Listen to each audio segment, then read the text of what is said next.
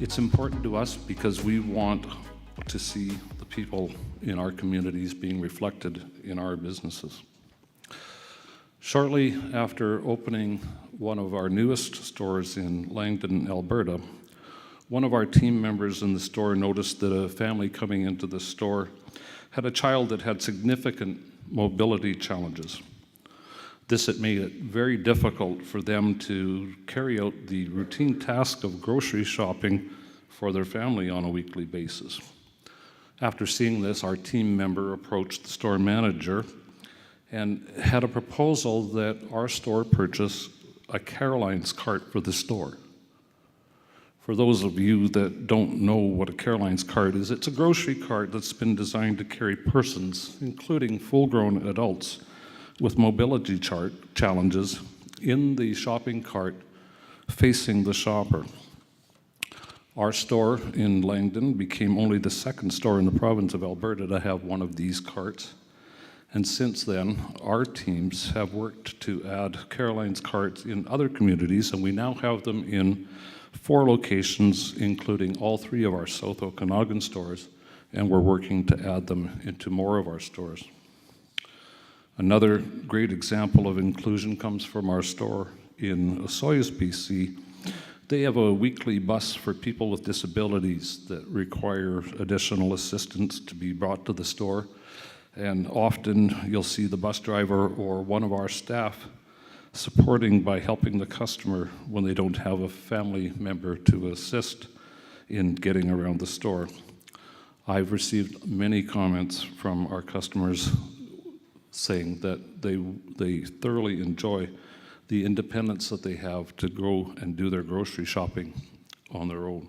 Even though I believe that we have an open mind to accessibility, we still make mistakes.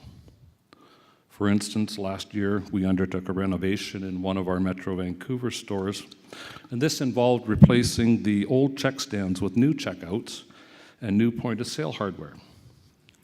Almost immediately thereafter, I received a telephone call from a customer who is mobility challenged and sits in a wheelchair.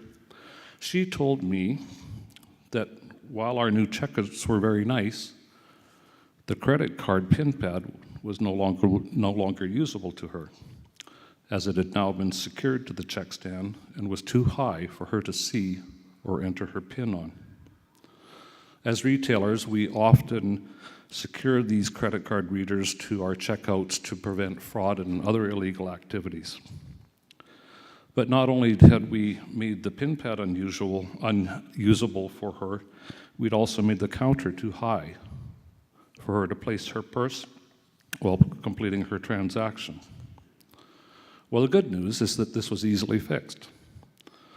We simply had to replace a standard PIN pad holder with a modified version that has a locking holder and long cord that can be unlocked by the cashier when required, letting us have our security for fraud and illegal issues, but still allowing the PIN pad to be used by a user that isn't able to stand at the terminal. And you know what? The cost of these modifications was just a few $100s, and a lesson for all of us in considering the accessibility of future renovations and modifications to our existing stores and when we're planning new stores. But we still have some work to do. As grocers, we love to fill aisles with displays as we try to encourage you to put one more item in your basket. The problem is that it makes the aisle difficult or near impossible for a person in a wheelchair or on another mobility device to navigate.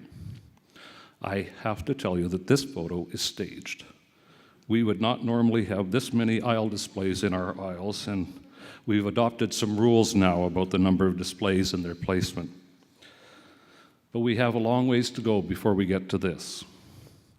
In our new stores, we're trying to ensure that all aisles are 7 feet wide, have no aisle displays at the entrances, have no more than 2 displays per 24 feet, and that all those displays are on the same side to leave a clear path for carts, scooters, and wheelchairs. It was our desire to make our workplaces more accessible for both employees and our customers that got us involved in the Presidents Group. We're going to have to continue to learn and adapt, and in the meantime, we celebrate all those peoples with their varying abilities that we have working in many of our stores and our distribution centers. Thank you.